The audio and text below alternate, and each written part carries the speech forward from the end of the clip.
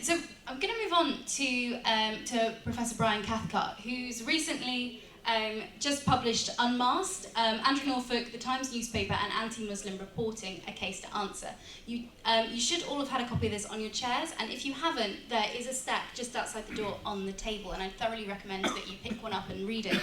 But Brian, perhaps you could tell us a little bit about this report, and also tell us about how and why it was met with such a silence, with no journalists daring to report on it, and also the Times' response to this report.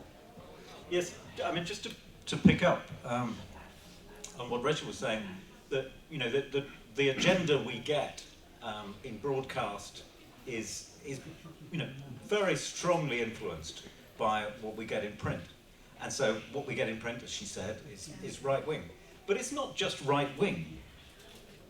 This is, there's a kind of fiction that we live in the world of fake news, and fake news is something kind of electronically generated from some remote place. Fake news, the strongest stream of fake news that we see, emanates from the right-wing press. And it does so every day. This is not something generated by teenagers in Macedonia, or by Vladimir Putin, or by Cambridge Analytica. This is something generated by offices full of white men in central London. It's astonishing. And the Unmasked, which I wrote with Paddy French, and it's a kind of odd exercise. What you're trying to do is show that they are essentially fabricating these stories. How do you show that? Well, you dig deep. You look at exactly every word of these reports. So we looked at a lot of Andrew Norfolk's output.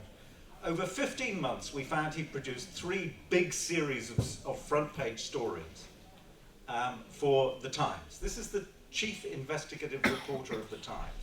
He's a multiple award-winning journalist. Then you dig down and you look, how did he produce this? What happened? And the most famous instance that we dealt with was the Muslim foster care Tower Hamlet story, which, unpicked over months and months, turned out to be a complete fiction. We found 2 other instances of this kind of behavior. And I mean, what am I talking about when I say this kind of behavior? I'm talking about a reporter who, for example, when he gets a tip-off, rings experts. The experts tell him, this is rubbish, have nothing to do with it. So he ignores them, because he still wants to go with his story. This is a reporter who, on getting a tip-off from somebody, either does not investigate, which I simply don't believe was the case, who the person giving him the tip-off was, or buries a load of information demonstrating that that person giving him the tip-off, that person who's at the center of his story, whom the reader is asked to sympathize for, is essentially a fraud. Is a serial liar, well, somebody with criminal convictions it goes on and on. He knows all this, or if he doesn't, he is the most incompetent chief investigative reporter you could possibly imagine. So this is, and what is the purpose? What is behind this? What is behind this is to make Muslims appear intimidating. We found 3 sets of stories, front page, that all completely without foundation, were designed to make Muslims appear intimidating, threatening. You think, okay, that's the Times. This is Andrew Norfolk in the Times. These stories have incredible resonance. They're just picked up like that in all the other papers, as if they were gospel. Just like that. So instantly he's on all the other papers. Instantly he's on television. Instantly Piers Morgan is telling us that this is fact and true, and it comes from Andrew Norfolk. And instantly, the far right is gobbling this stuff up and turning it into even worse poison. It is extraordinary that somebody who, purports to be humane, which he does, is capable of doing this stuff. What's most extraordinary, though, is that the Times and he are prepared to defend it. We went through, this is laborious, 66 pages of laboriously referenced, a wonderful read, but laboriously referenced work on one reporter's output.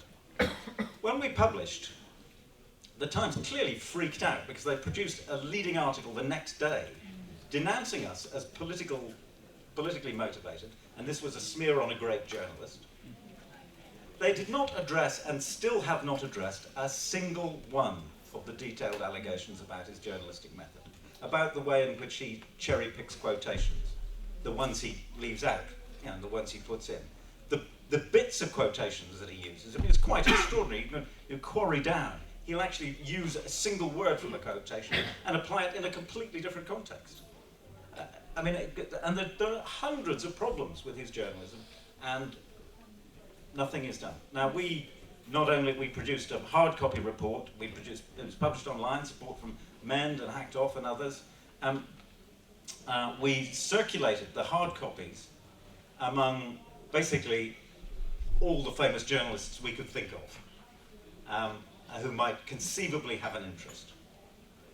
I have had one email exchange with one of them. I mean, we're talking 250 people. One email exchange with one of them, and one phone conversation with one of them. And nobody has published a word about it. This is a scandal. I mean, you can remember perhaps there was a recent scandal at Spiegel where a journalist was sacked for basically making up stories. Two scandals in the States, one at the Washington Post, one at the Jason Blair famous case at the New York Times. Big scandals, I mean global scandals for these organizations. This is comparable, and it is being completely buried in this country. And what's more, the toxicity of it just ripples out and ripples out. In the Times last weekend, they published a piece about the lifeboat service, the RNLI. Okay? That was not written by Andrew Norfolk, but absolutely out of the Andrew Norfolk playbook. Absolutely. I blogged about it. It's you know, this is the technique. It's a complete load of junk, and it is twisted and turned in an almost, you know, the most exotic way to make it appear, make it nasty to Muslims, to make it hurtful, harmful, alienating, marginalizing to Muslims. It's an extraordinary thing. I think I probably said enough. Thank you very much.